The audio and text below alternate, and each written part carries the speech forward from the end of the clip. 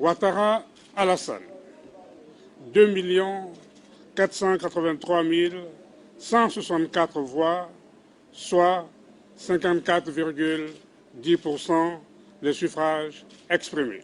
Au lendemain de l'expiration du délai prévu, la commission électorale indépendante a annoncé les résultats provisoires tant attendus de l'élection présidentielle.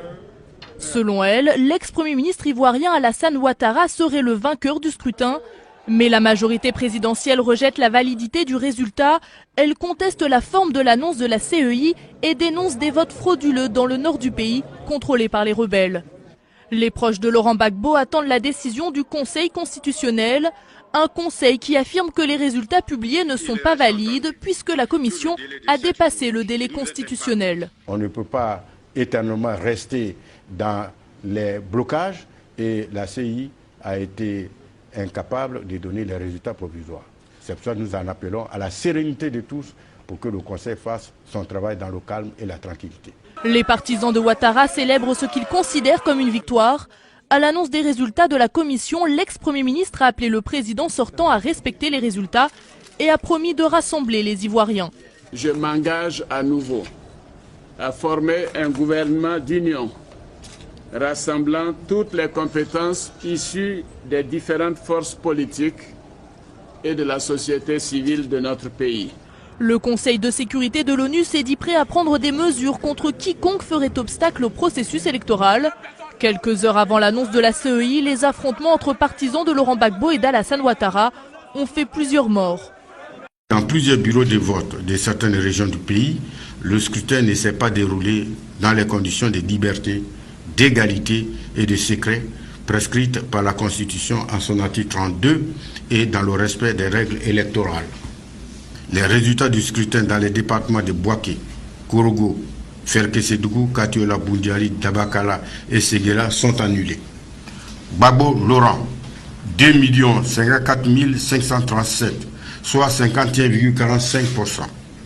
M. Ouattara Alassane, 1 938 672, soit 48,55%. M. Gbagbo Laurent est proclamé élu président de la République de Côte d'Ivoire. 2 présidents pour un pays, interrogation légitime de ce quotidien ivoirien. La commission électorale indépendante a proclamé jeudi la victoire d'Alassane Ouattara. L'ancien Premier ministre aurait rassemblé 54% des voix. Une annonce aussitôt célébrée par de nombreux électeurs. On me dit qu'il est président de la République, Alassane Ouattara. C'est un homme capable, un homme courageux, pas ce boulanger comme Laurent Gbagbo. On ne veut pas de boulanger au pouvoir. Tous les Ivoiriens, nous sommes un maintenant. 1 plus 1 égale 1. Tous les Ivoiriens sont les mêmes. La Côte d'Ivoire montre au monde entier ce que la démocratie peut donner. Des démonstrations de joie qui n'auront pas duré. Ce vendredi, le Conseil constitutionnel, qui aurait dû avaliser les résultats, a proclamé au contraire que Laurent Gbagbo avait gagné l'élection. L'ancien président, au pouvoir depuis 10 ans, n'accepte pas les résultats de la commission. Ont obtenu, après l'annulation des régions surmentionnées, Gbagbo Laurent, 2 54 537, soit 51,45%. Article 3, M. Gbagbo Laurent est proclamé élu président de la République de Côte d'Ivoire. L'incertitude politique a fait monter les tensions. Jeudi, un incident a fait 8 morts dans une permanence d'Alassane Ouattara à Abidjan. Le pays est toujours sous couvre-feu, l'armée a fermé les frontières et suspendu les chaînes d'information étrangères, comme France 24 et RFI, Radio France Internationale, soupçonnées d'être hostiles au régime en place.